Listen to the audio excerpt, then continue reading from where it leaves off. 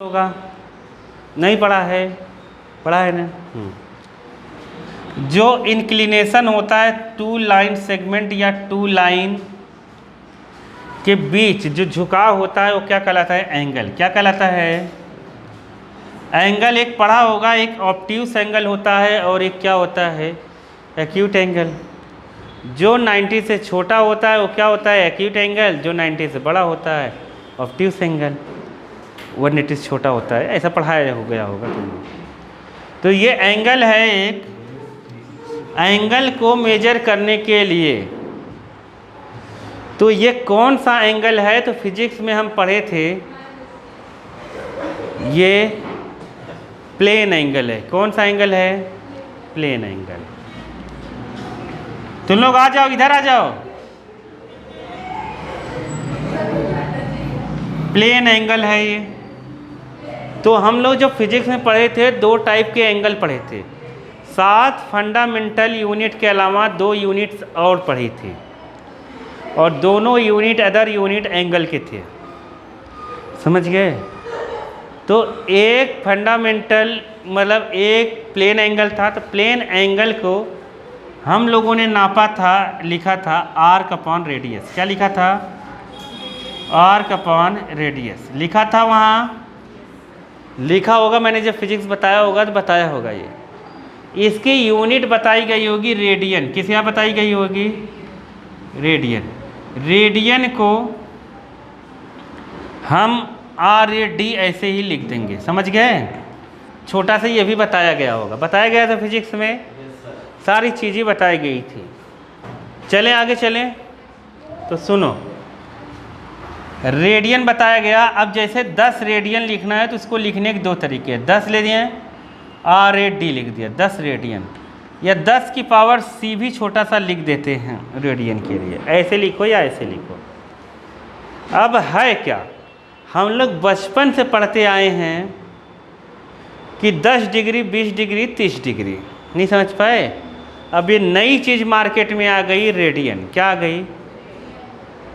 और भी यूनिट है, मिनट भी होता है। क्या होता है? मिनट भी यूनिट होती है।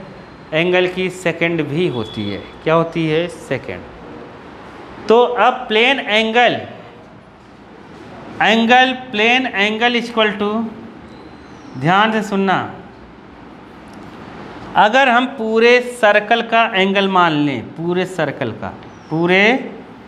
सर्कल का ये पेरीमीटर जो है, यहाँ पर कितना डिग्री का एंगल बनाएगा? 360। कितना बनाएगा? 360 बनाएगा कि नहीं बनाएगा? बनाएगा ना? बनाएगा बालक? तो प्लेन एंगल ये हो जाएगा किसका बराबर? ये क्या है? आर्क होता है। टोटल पेरीमीटर कितना होगा? 2 पाई आर। और के सर्कमफरेंस का पूरा पेरीमीटर कितना होगा? 2 पाई आर। कितना एंगल बनाता है अगर R रेडियस है तो? 2 पाई आर सेंटर पे कितना एंगल बनाता है? 360। कितना एंगल बनाएगा? तो आर्क, पूरा आर्क कितना हो गया?